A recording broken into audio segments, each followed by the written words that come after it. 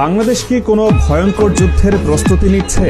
হঠাৎ করে কেন নিজেদের ইতিহাসের সবচেয়ে বড় সামরিক কেনাকাটার দিকে ঝুঁকছে দেশ?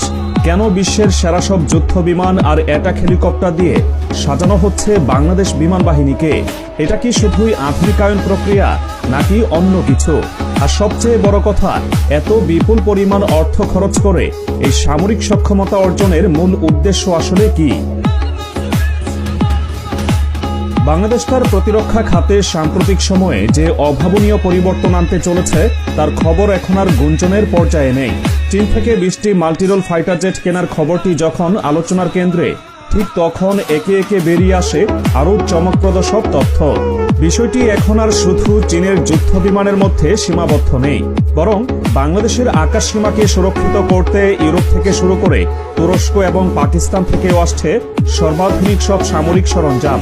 আর এর মধ্য দিয়ে বাংলাদেশ বিমান বাহিনী এমন এক সক্ষমতা অর্জন করতে চলেছে যা এর আগে ছিল কল্পনারও বাইরে।